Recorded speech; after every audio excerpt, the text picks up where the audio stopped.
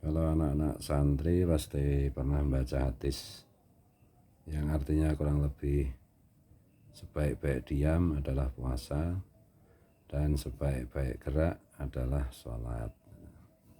Sebaik-baik diam puasa itu karena di dalam puasa itu yang halal saja tidak diambil dari mulai terbit fajar mulai fajar sampai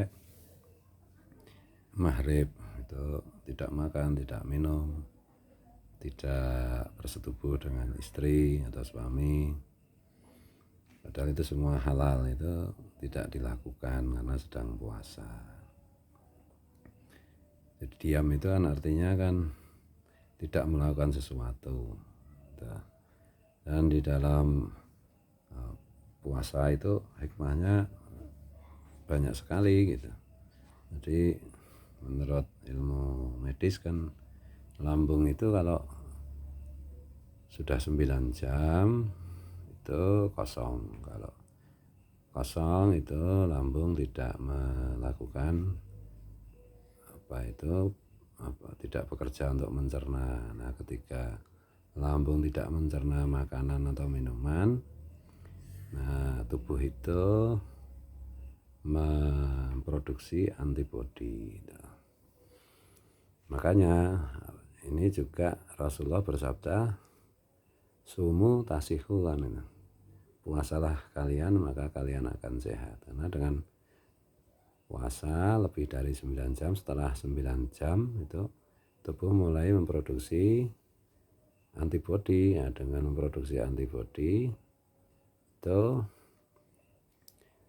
tubuh menjadi lebih kuat, lebih siap menerima atau menghadapi penyakit yang datang ya dari luar, dan tubuh juga lebih siap mengatasi penyakit yang sudah ada di dalam tubuh itu.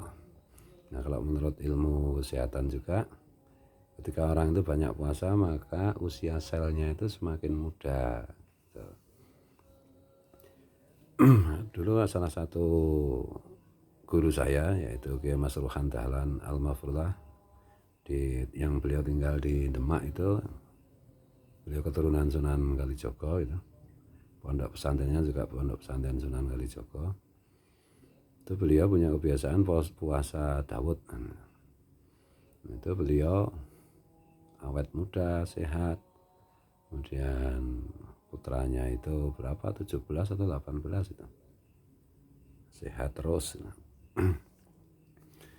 Jadi sebaik-baik diam itu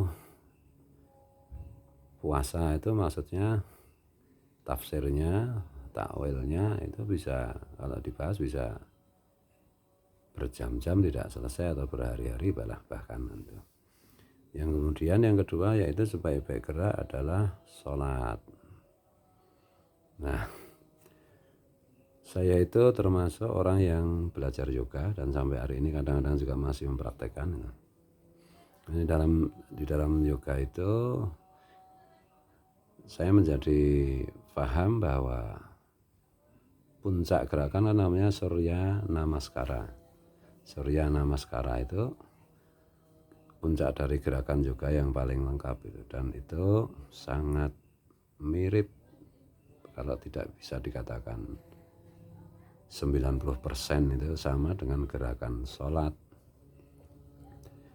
Makanya para nabi itu salah satu hobinya, kebiasaannya adalah sholat. Para wali itu juga kebiasaannya sholat, banyak sholat. Jadi di dalam sholat itu mereka, para nabi dan para kekasih Allah itu, para wali itu menemukan kebahagiaan. Bahkan Nabi juga bilang sholat itu adalah mi'rajul mu'min, mi'rajnya orang yang beriman. Nah, tentu dengan sholat yang mutabangah kepada Rasulullah, sholat yang mutabangah pada Rasulullah secara taroki, jadi melalui guru kita mengambil dari gurunya sampai Rasulullah. Nah, meskipun di dalam sholat itu juga nanti ada varian-varian antar mazhab yang berbeda. Misalnya Kalau Imam Syafi'i ya, seperti sebagaimana dianut oleh kebanyakan kita di Indonesia, itu misalnya setelah takbiratul ihram itu tangan bersedekap gitu. Kalau Imam Maliki itu tangan tidak bersedekap, jadi apa itu tegak apa aja nih sejajar dengan tubuh kan gitu. Kalau Imam Hanafi itu sedekap, tapi bedanya dengan Imam Syafi'i, kalau Imam Syafi'i itu tangan ditaruh antara pusar dan dada, tapi kalau Imam Hanafi itu mengajarkannya tangan ditaruh di dada. Nah, ini varian-varian kecil aja ya. Nah, kembali ke itu tadi hadis, sebaik-baik diam adalah puasa dan sebaik-baik gerak itu sholat. Nah, semuanya kan ada di bulan Ramadan. Nah, di bulan Ramadan kan disunatkan apa itu sholat taraweh kan gitu, dengan berbagai macam caranya gitu. Ada yang cepat super kilat, ada yang pelan, ada yang dilakukan malam apa itu malam banget gitu, tengah malam, ada yang dilakukan habis isya sebagaimana yang diwariskan oleh Sayyidina Umar radhiyallahu anhu dan dilakukan secara berjamaah gitu. Nah, itu varian-varian yang ya terserah aja sesuai dengan mazhab dan apa itu kebiasaan kita, karena di dalam kebiasaan kita yang diwariskan oleh orang tua kita, oleh leluhur kita itu sebenarnya semua sudah didasarkan pada ilmu yang benar gitu. Jadi makanya saya itu selalu mengkritik kelompok orang yang sukanya itu mengkritik tata cara beribadah yang sudah mapan diturunkan generasi per generasi gitu. Nah, di dalam sholat itu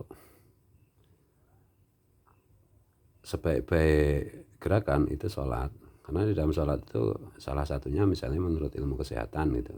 Ini kan orang di zaman modern ini kan sedikit-sedikit kan menurut ilmu kesehatan gitu, misalnya. Nah, dengan bersujud itu semakin sering bersujud dan semakin lama bersujud itu menghindarkan kita dari apa itu kemungkinan untuk terkena stroke gitu, karena darah dialirkan ke kepala lancar gitu dengan jengking ya kalau sujud itu. Kemudian juga gerakan-gerakan sholat yang lain seperti ruko, seperti ya, duduk dan yang seterusnya itu kan ada peregangan otot-otot. Nah, ini seperti yang tadi saya singgung, yoga itu kan sebenarnya peregangan otot-otot. Jadi kalau ada otot yang salah salah tempat dengan sholat itu bisa ditarik, bisa dikembalikan pada posisi yang seharusnya. Nah, mumpung Ramadan kita sebaik-baik diam itu puasa, dan di bulan Ramadan kan kita puasa. Itu maka diajarkan juga mengenai muhasabah di bulan Ramadan. Muhasabah atau mengkoreksi diri sendiri untuk memperbaiki sikap, untuk memperbaiki mindset. Yang jauh lebih penting kan memperbaiki mindset, karena mindset ini nanti mempengaruhi sikap dan perilaku. Dan di bulan Ramadan pula kita itu disuruh dalam tanda petik itu ya banyak melakukan sholat sunat, meskipun pada dasarnya di bulan Ramadan itu satu-satunya yang diwajibkan itu ya selain kewajiban apa itu sholat 5 waktu kan ya, yang penting itu kan puasa itu. Karena kutiba alaikumusiyam dan seterusnya, syahrul Ramadan dan seterusnya ayatnya itu satu-satunya kewajiban di bulan Ramadan itu ya hanya puasa itu. Kalau sholat tarawih macam-macam kan sunat, memungkinkan ya dilakukan, kalau enggak ya enggak. Karena itu sunat ya lihat situasi kondisi gitu. Jadi mari kita ini ya, mumpung di bulan Ramadan, karena agama itu sesungguhnya kan segala teori agama, segala ajaran agama itu kan semestinya direfleksikan untuk diri sendiri, bukan untuk menilai orang lain, gimana sekarang sedang sering terjadi gitu. Jadi ya orang lain sesat itu kan kita tidak wajib mengatakan sesat. Nah, tapi kalau kita menuduh orang lain sesat padahal orang yang kita tuduh itu tidak sesat, maka akan kesesatannya akan kembali ke kita sendiri ya yang menuduh. Nah, Nabi kan wanti-wanti seperti itu. Maksudnya ya agama itu untuk dipraktekkan kita, teori agama itu untuk dipraktekkan kita, untuk menilai diri kita, bukan untuk menilai dan menghakimi orang lain. Ya, kira-kira kayak gitu. Tapi ya nanti ada urusan amar ma'ruf nahi munkar. Loh iya, memang urusan amar ma'ruf nahi munkar itu ada. Tapi itu kan butuh ilmu, butuh pemahaman yang benar, bukan asal-asalan. Kalau asal-asalan yang terjadi ya fitnah, yang terjadi ya nggak karu-karuan. Selamat Ramadan.